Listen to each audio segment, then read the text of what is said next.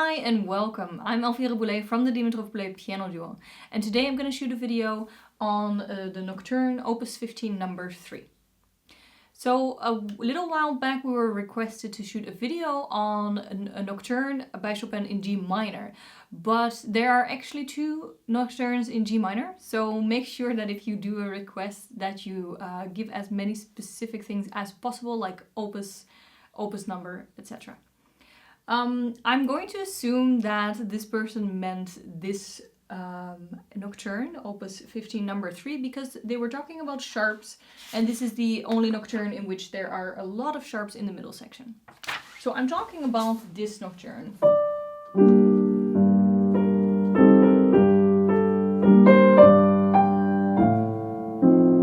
It's a very nice Nocturne, and it starts like that in G minor. But then in the middle section, there are a lot of sharps.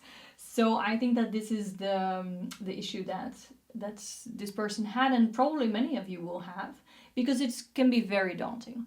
So I hope that I can give you a few tips on how to approach this, or how to approach similar situations. If you see a lot of sharps or flats or both, how you can kind of break that down, or how I would break it down.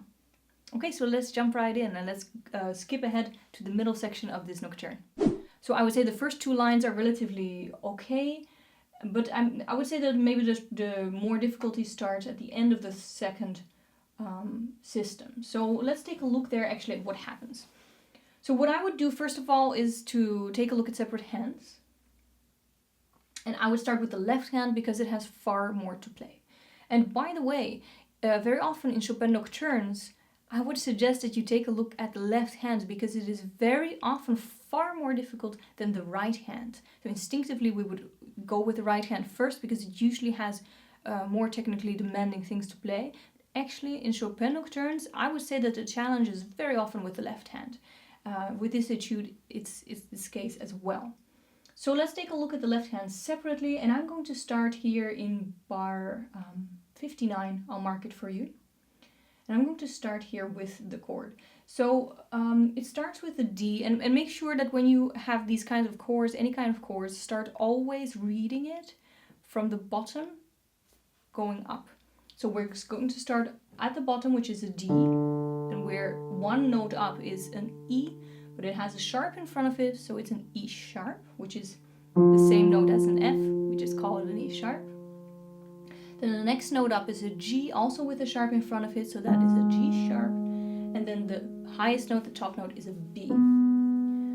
Usually, because it's written in G minor, it would be a B flat, but there is a natural sign in front of it, so it is a B.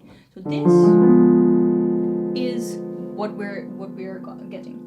So the thing that I like to do when there's a lot of accidentals, when there's a lot of notes also, is I like to break it down and simplify it for my brain. So one step is that you have to be able to read the notes easily, that you have to be able to read the accidentals easily.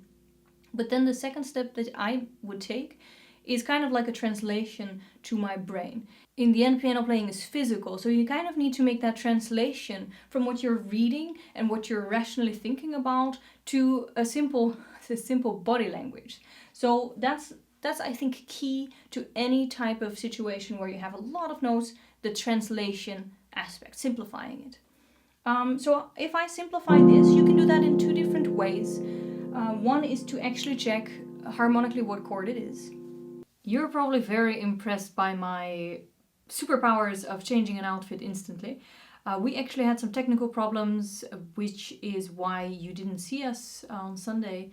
So I had to reshoot this video, so I'm going to try to pick it up where we left off. So we were talking about that there's in general two different ways to simplify the chord that you're playing. So we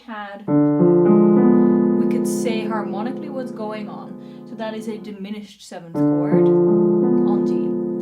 So that's one way. I don't prefer that way. For me, that's too complicated. I like to be much more simple. I simply like to see what does it look like on the keyboard and how does it feel on the keyboard. So on the keyboard, we're starting on the D. We're playing, even say to yourself simple things like it's a white key, another white key, black and a white key. Look at the pattern that it forms. Look where your fifth finger is, where your third finger is, where your second finger is, where your thumb is, and also see how it feels on the keyboard. What we're going to do is actually, we're going to leave out for a moment the lowest bass note. We're going to only look at the chords. So the chords in bar 59, 60, and 61 are the same. And it changes, the chord changes in 62. And I want you to take a look at what happens between 61 and 62. So we take a look at the notes again, just step by step, again, from bottom to top. So D, E sharp, and A sharp. So instead of thinking, of course it's very important that you're able to read the notes easily. Please don't ever stop training notes until you can read them as well as you can read letters.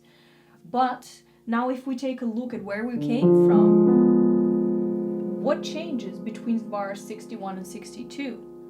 Well, or what stays the same rather? Your fifth finger, your third finger, for example, are playing the exact same notes. So that is something that I call simplifying. You tell your brain, oh wait, actually, you can be lazy with your fifth and your third finger because they can just stay at the same place and play the same notes. What changes is your second finger no longer plays a note, and your first finger goes from the B half a step down. So, from the white key to the black key, downwards in that direction. Remember, try to think very, very simple. At least that's what works for me. And then, once you've told your brain, once you've simplified it for your fingers, for your brain, then practice it a few times. Again, without the lower bass note, just from chord to next chord. And don't go on, just practice that a couple of times. I was teaching yesterday, one of my students just wanted to go on and on and on. Just don't do that. If you want to study a piece fast, and most of all, if there's a difficult piece that you think like, I'm not learning it, it's too difficult for me, or I'm not learning it fast enough, you're probably just rushing your practice. You're probably not having a smart way of practicing, or at least not a patient way of practicing. So once more, 61, 62, a couple of times without the bass note. Just simplify for yourself. Even tell yourself a couple of times. Fifth finger, third finger stay on their place, second finger releases, and the first finger goes half a step down. That's basically what happens, and that's a lot easier than looking at all those notes and looking at all those sharps. So if we take once again a look in the next bar, which is bar 63, the first thing I see is I see three sharps, and I see that they're going to be all three of them on black keys. So I just tell my brain it's going to be all three black keys. That's easier for me to remember how it feels and what it looks like on the keyboard. Just very, very simple. So let's read it again. Bottom to top is a C sharp, an F sharp, and once again an A sharp. And the first thing you'll probably realize is, hey, we were playing an A sharp in the previous bar, so my thumb can just be lazy and stay in the same place. So what actually changes is we're going to go half a step down with our pinky, with our fifth finger, and our second finger is going to play the F sharp. Instead of our third finger, our second finger is going to play that. So you see how incredibly simple I make it for myself, and also how patient I approach this. Little steps get you there the fastest. If you have a test and you have to study 500 words, or if you just want to learn 500 words because you're learning a new language, you're not going to do it all at once. Or at least I wouldn't. I would, for example, do 10 words a day and make it easy on myself. Because otherwise, if you try to do 500 words at once, at some point you think it's an impossible task, when it really isn't. So, once again, bar 62 to 63, tell yourself what's happening there. Our thumb can be lazy, just has to play the same note. Second finger probably was around the F sharp anyway. Mine was actually hovering right over the F sharp. And our fifth finger has to go down half a step to the black key. And also tell yourself 3 black keys. That helps you feel, that helps you get the feeling of the chord, and it helps you recognize it on the keyboard as well. How something feels and how something looks on the keyboard is also part of memorizing. We've been taking it 2 bars at a time. Again, you can do the same thing, but take a little bit of a larger section between the chords. Again, tell yourself, fifth and third finger stay the same. My thumb is going to go down half a step. My second finger isn't playing anything. And remember, now we're going to 3 black keys. We're going down, our thumb can be lazy, can stay in the same spot. Second finger is hovering around the F sharp anyway. And our pink is going down, our pinky, fifth finger is going down. So those are the 3 chords. This is repeated 3 times to stay the same. So that's an easy way of memorizing as well. And of course, memorizing is also key in such sections, because playing this by memory is far easier, far less work than actually every single time checking out those accidentals and those notes again. Now what we have to do now is the next step, is adding the bass note. So you might be wondering, like, why are you practicing the chords after each other when there's actually a bass note in between? I'll tell you why. That has to do with the memory of touch. That's why I think that it's important that you, while you're practicing, try to see what it feels like, feel what it feels like, because you have a memory of where the chord is on the keyboard. If you're very in touch with what the keyboard feels like, you can, as I'm doing now, play it without looking, purely by touch. And it's a great exercise to just try to practice it without looking, and purely by feel try to find that chord. Once you've got the hang of that, you know now your fifth and your third finger have to find those same keys again. I know that I found them now, and now I have to put my thumb a half step down. So that is why I practice the chords without the bass note first, so that I really know what they feel like. And then I try to practice without looking the bass note, try to find them purely by feel. You see, a good piano practice is all about taking the time to be conscious of what you're doing. And I'm a big believer in efficiency. I really like practicing as few as possible, but just with really, really good quality. Because why would I practice 6 hours a day if I can do it in one?